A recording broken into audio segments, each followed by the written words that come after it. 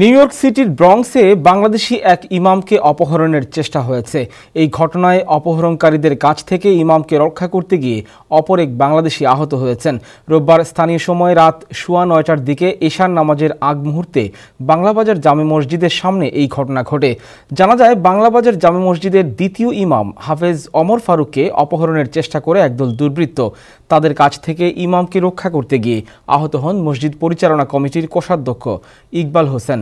অপহরণকারীরা 3 জনই বাংলাদেশি বলে স্থানীয়রা নিশ্চিত করেছেন। তারা পেনসিলভেনিয়া স্টেটের রেজিস্ট্রেশনকৃত একটি গাড়ি ব্যবহার করেছে।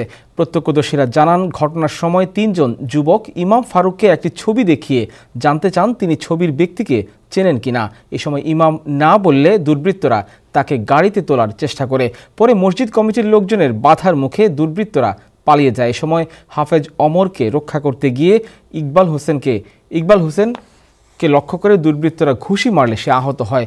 পরে তাকে হাসপাতালে ভর্তি করা হয়। খবর পেয়ে এনওয়াইপিডি পুলিশ ঘটনাস্থল থেকে তথ্য সংগ্রহ করে। পুলিশ এখনো পর্যন্ত দুর্বৃত্তদের চিহ্নিত বা আটক করতে পারেনি। কারা 3 জন লোক এখান থেকে গাড়ি নিয়ে এসে আমাদের তেরাবির হাবিব সাহেব 2 জন, ছোট যে উমর ফারুক, ওনাকে এখানে কিডন্যাপ করার চেষ্টা করছে মসজিদের সামনে থেকে। এই পর্যায়ে একজন লোক আমাদেরকে মসজিদে এসে খবর বললো ভিতরে গিয়ে যে হাবিব সাহেবকে কিডন্যাপ করার চেষ্টা চলছে, আপনারা সবাই আগে আসেন। তখন আমাদের কেশিয়ার ইকবাল হোসেন সহ আরো কয়েকজন, আমাদের সোহেল চৌধুরী, রাসেল, আরো কয়েকজন ওরা বের হয়ে আসছে।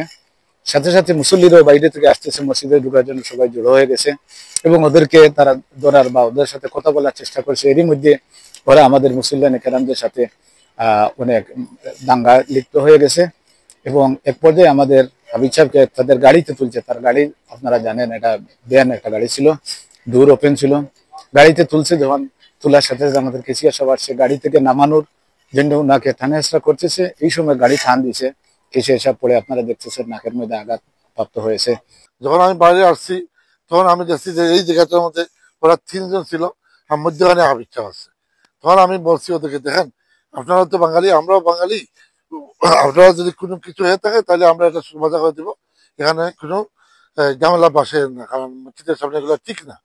তারা 3 জন, আমি তো একা, ও হাবিব সাহেব আছে। তখন সময় আমাদের সাথে একটু ধস্তাধস্তি হয়েছে, একজনে উঠছে, তখন গাড়িটা স্টার্ট দিচ্ছে। আমি ভাবছি যে হতে নিয়ে যাবো এখন।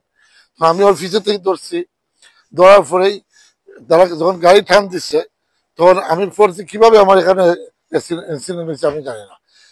লাস্টে যাবে দেখি আমার ব্লিডিং হচ্ছে, ব্লিডিং হওয়ার পরে তামাই হসপিটাল নিয়ে যাওয়া হচ্ছে।